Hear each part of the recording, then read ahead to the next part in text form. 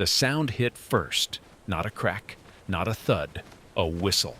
Air splitting at speeds the human eye couldn't track. Then silence. 300 pounds of United States Marine Corps muscle stood completely still. His right arm hung at his side like a broken branch. Later, the base physician would note something unusual in his report. The bruising pattern didn't match a punch. It matched a redirection. Whatever had hit Sergeant Daniel "Danny" Rourke, three-time Golden Gloves champion, Fort Bragg's undefeated hand-to-hand combat instructor, hadn't pushed him back. It had moved through him. Fort Bragg, North Carolina, June 1969. Building 4, Combat Training Gymnasium. Concrete floor. Steel rafters, the smell of chalk dust and old sweat permanently soaked into the walls. It was 1400 hours, a Tuesday. 43 Marines were present that afternoon. Some were stretching, some were watching. A few were laughing, because moments earlier, a 135-pound man had looked up at Danny Rourke and smiled. "Hit me," he said. "Full power." The room went quiet. What Danny Rourke didn't know, the man in front of him had ended confrontations like this before most people blinked. What Danny Rourke didn't understand, size had never protected anyone from what was coming. What the 43 Marines in that gym were about to witness, nobody would fully believe when they retold it later. Danny Rourke had never lost. Not once. Not in the ring. Not on the mat. Not in the street. He looked at the smaller man. He smiled back. He swung. This is what happened in the next 3 seconds.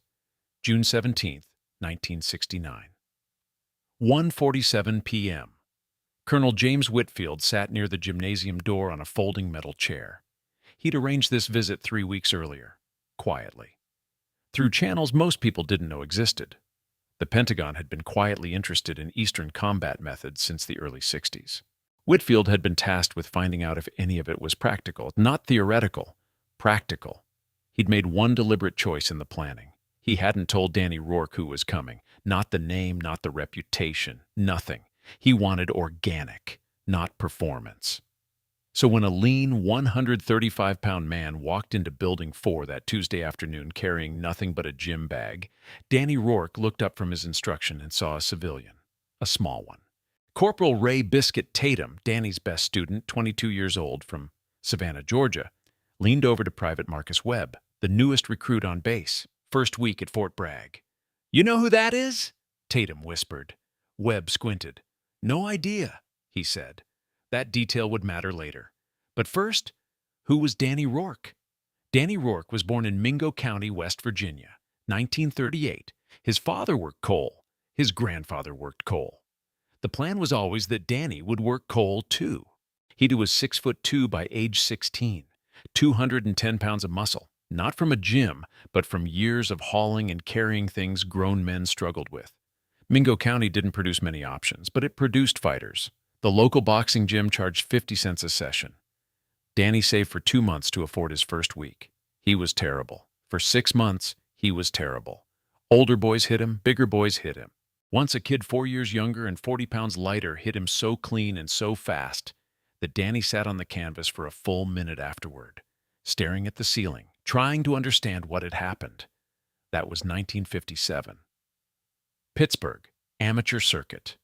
Danny never told anyone about that fight. Not his father, not his trainer, not the men he'd eventually serve with.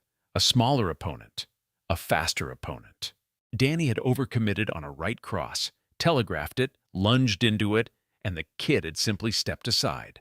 Danny hit nothing but air and fell forward. The crowd laughed. He stood up, finished the fight, lost on points, drove home alone, and made a decision that would define the next 12 years of his life. Size always wins in close spaces. Power always matters. Reach always decides. He told himself that so many times it stopped feeling like a decision. It felt like fact.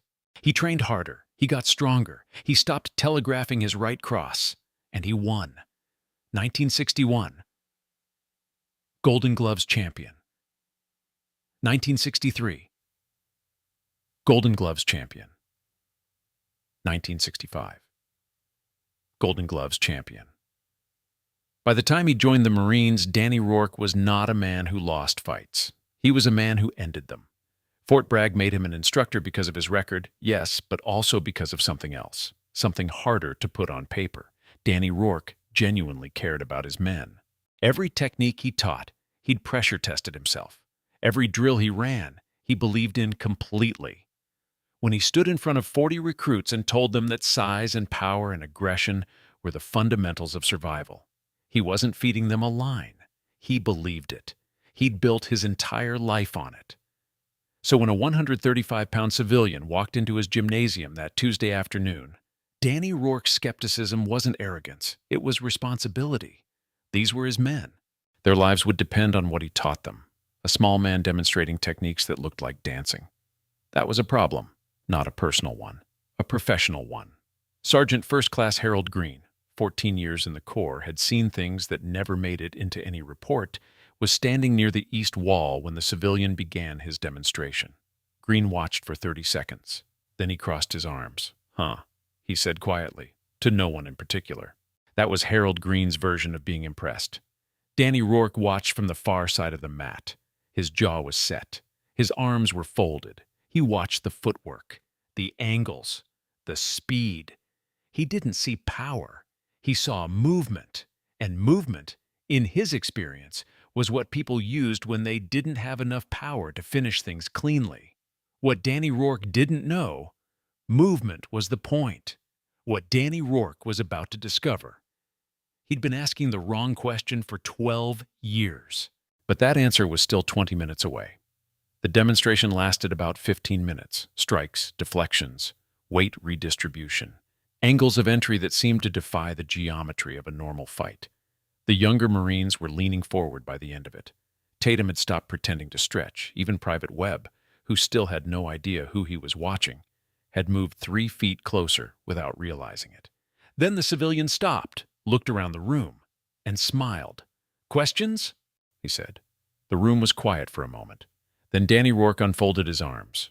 He walked forward slowly, took his time, let his footsteps land heavy on the concrete floor. He stopped 6 feet away. "With respect," Danny said, "I've been teaching these men how to survive real engagements, not demonstrations." The civilian looked at him, patient, curious. "Real engagements," Danny continued, "involve real power, real weight, real consequences." He paused. "What you're showing them, it's interesting. But interesting doesn't keep a man alive when someone twice his size has him in a corridor." A few Marines shifted on their feet. Colonel Whitfield near the door said nothing. The civilian nodded slowly. "You might be right," he said. Danny hadn't expected that. "So let's find out," the civilian said. "Hit me. Full power." Someone laughed, nervously. Tatum looked at Green. Green looked at the floor. Danny looked at the man in front of him. 135 pounds. He thought about the 43 men watching. He thought about his responsibility to them. He thought about the kid in Pittsburgh, 1957, the canvas, the ceiling, the crowd laughing. Size always wins. "You sure about that?" Danny said. "Whenever you're ready," the civilian said. Danny Rourke planted his back foot, chambered his right shoulder, and threw the most technically perfect punch of his life. "Everything you've heard so far? That was the setup." What happened in the next 93 seconds became the kind of story told in whispers for decades. This is how it unfolded. Danny's right cross was textbook. Weight transfer, hip rotation, shoulder drive, everything exactly as it should be. 3-time Golden Gloves technique, full power, nothing held back. It found nothing. Not a block, not a deflection, not a parry. The man had simply moved. 6 inches offline. Smooth as water around a stone. Danny's momentum carried him slightly forward. He reset immediately. Good fighter's instinct. But something had already registered in the back of his mind. The man hadn't retreated. He'd redirected. What Danny Rourke didn't understand yet, those 6 inches were calculated to the centimeter. Danny came again, faster this time. A combination. Jab to set up the cross to finish it. The jab was slipped. The cross was caught, not blocked, caught at the wrist. Danny felt his own momentum fold against him. He hit the wall. Not thrown, not slammed, guided, like luggage placed on a shelf. His shoulder took the concrete. The sound echoed off the steel rafters like a gunshot. 43 Marines went completely silent. Harold Green uncrossed his arms. Tatum stopped breathing for a full second. "I've seen hundreds of training exchanges," Green would say years later. "That wasn't a training exchange. That was a physics lesson." Danny pushed off the wall. His jaw was tighter now, not angry, focused. He'd been here before. Not often, but once. Pittsburgh, 1957. He knew what it felt like when the math stopped working. He wasn't going to let it end like that again. He came in low, changed the geometry, went for clinch range, his range, weight range, power range. He got there. His left arm hooked, and it connected, grazed the temple. Not clean, not full, but real. The smaller man staggered. One step back. Two, Colonel Whitfield stood up from his folding chair. Private Webb said quietly, "Damn!" Danny surged forward. He had him. He was sure of it. The same certainty he'd felt 100 times before. The fight turning, the momentum shifting, the end coming into view. He closed the distance. And then something happened that Danny Rourke would spend the next 4 years trying to explain. The stagger stopped, not gradually, instantly, like a switch. What nobody in that room realized, the stagger had lasted exactly long enough. What Danny Rourke was about to learn, adaptation isn't recovery. It's redirection. One movement, wrist control, hip pivot, weight transferred through a single fulcrum point that Danny could feel in his own bones before he understood what was happening. Danny Rourke, 6'2", 228 pounds, 3-time Golden Gloves champion, went face down onto the mat. Not slammed, not thrown with force, placed, a knee, light as a suggestion, rested on his upper back. "Whenever you're ready," a voice said above him. 93 seconds. Bruce walked away. Story done. Except Danny Rourke was still on that mat, and the man who'd just put him there hadn't broken a sweat. And 43 United States Marines were about to have everything they thought they knew rearranged. The knee lifted. A hand appeared in front of Danny's face. He looked at it for a moment. Then he took it. Bruce helped him up without effort, without performance, like it was the most natural thing in the world. Danny stood, rolled his shoulder once, looked at the man in front of him. "Your power is real," Bruce said quietly. "Your direction was wrong." Danny said nothing. "You've been pointing force at targets," Bruce continued. "Force doesn't need a target. It needs a path." He paused. "You already know this. That left hook. You changed the angle. You felt it." Danny had felt it. That was the part that bothered him most. Colonel Whitfield had sat back down, writing in his small notebook. Tatum was staring at the mat where Danny had been lying 2 minutes earlier.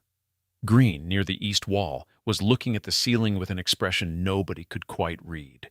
"Who is he?" Webb whispered to Tatum. Tatum didn't answer immediately. Then, "Bruce Lee." Webb blinked. The name meant nothing to him yet. It would. 9:23 p.m. Same night. Building 4 was empty. Danny Rourke sat on the mat alone. The fluorescent lights buzzed overhead. The chalk dust had settled. Someone had left a jump rope coiled near the far wall. His shoulder ached where it had hit the concrete. He wasn't thinking about the shoulder. He was thinking about the left hook, not the one that had connected, the one that had been caught at the wrist. He'd felt his own momentum use itself against him. 300,000 repetitions of that punch, and in 1 second, someone had borrowed it. He opened his hands, looked at them. He'd thrown that cross 10,000 times, maybe more. Every single time, the power had gone forward. Forward was the only direction he'd ever considered.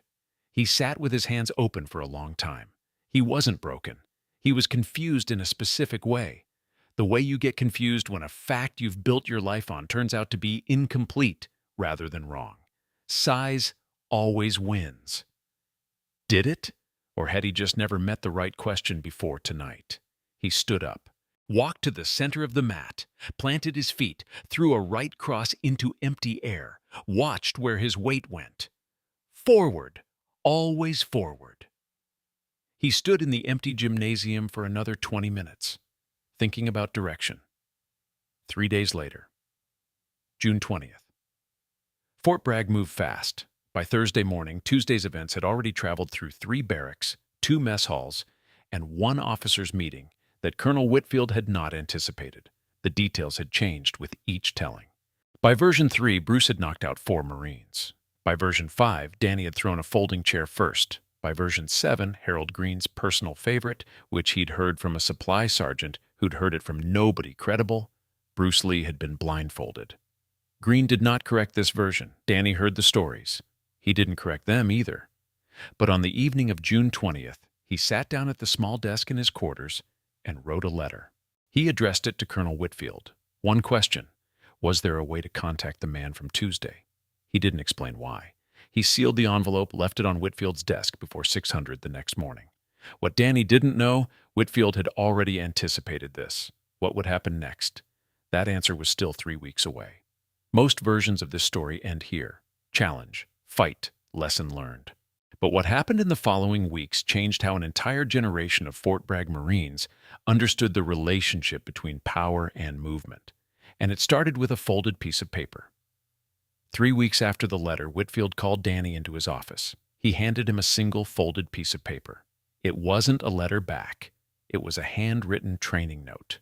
A single concept, 4 sentences long, about the relationship between weight, angle, and timing. No greeting, no signature. Danny read it twice in Whitfield's office, folded it carefully, put it in his breast pocket. He kept it there until July 20th, 1973. 6 weeks after the fight, August 1st. Danny walked into his Tuesday session and did something he had never done before. He started with positioning, not power, not aggression, not the fundamentals he'd built 12 years of teaching around. He started with where your feet were. Before you throw anything, he told the room, know where your weight is going. Tatum, in the front row, looked up. 8 months under Danny. Never heard him say anything like that. The session ran differently, slower in places, more deliberate, less about impact and more about angle, where force went, not just how much of it you produced. 2 weeks later, Tatum won his quarterly sparring evaluation. Not by power. He was one of the smaller men in his group. He won by positioning. Afterward, he found Danny near the equipment room. You changed something, Tatum said. Danny looked at him. The way you teach, Tatum said. It's different. Danny was quiet for a moment. Force needs a path, he said. Tatum waited for more. There wasn't more. Danny picked up a clipboard and walked away, but Tatum saw it, the corner of Danny's mouth, a small smile. July 20th, 1973. Danny was in Building 4 when he heard it. A radio on the equipment shelf, and someone had left it on between sessions. The broadcast was brief. Bruce Lee, dead, Hong Kong, 32 years old. Danny stood in the middle of the gymnasium floor. The same floor, the same fluorescent lights buzzing overhead. He sat down on the mat, didn't move for 20 minutes. He reached into his breast pocket. The folded piece of paper was still there, creased now from 4 years of being carried, the edges soft, the handwriting still clear. He didn't unfold it. He just held it. He thought about Tuesday, June 17th, 1969, 93 seconds. He thought about the hand that had appeared in front of his face. He thought about the voice. Your direction was wrong. He sat on the mat until the next session was due to start. Then he stood up, put the paper back in his pocket, and taught the class. 1987, Charleston, West Virginia. Danny Rourke was 49 years old. He'd retired from the Corps in 1978. Come back to West Virginia's, not Mingo County, but close. Charleston, a city that understood what hard work looked like. He ran a boxing gym near the river, small place, old equipment, loyal regulars. He charged $15 a month because that's what he could afford when he was 16. And he believed everyone deserved the same shot he'd gotten. Once a year, always in June, always on a Tuesday, he told the story, not the fight. He almost never described the fight. He told them what happened after, the hand that appeared, the quiet voice, the 4 sentences on a folded piece of paper. He didn't teach me that I was wrong, Danny would say, sitting on the edge of the ring, his hands resting on his knees. He taught me that I was incomplete. His students, bright-eyed, most of them teenagers, most of them from the same kinds of neighborhoods he'd grown up in, would sit and listen. They didn't know about Fort Bragg. They didn't know about 1969. They didn't know about the letter or the note or the 20 minutes on the mat in 1973. But they carried what he taught them, Power without direction is just effort. Direction without understanding is just movement. The moment you stop asking where your force is going, that's the moment someone else decides for you. Tatum. By 1987, a Marine Corps instructor himself, stationed in Quantico, told the story differently. He described the fight, every exchange, every sound, the wall, the mat, the knee, the hand. He told it because he'd been there, and because some things need to be witnessed to be believed. But he always ended the same way. "You want to know what I remember most?" Tatum would say. "It wasn't the speed, it wasn't the technique. It was what he did the moment it was over. He helped him up. No speech, no lesson, no performance, just a hand. That told you everything." 93 seconds. That's how long it lasted. The lesson lasted the rest of Danny Rourke's life, and through him, into everyone he ever taught. Strength is common. Wisdom about where to aim it is rare.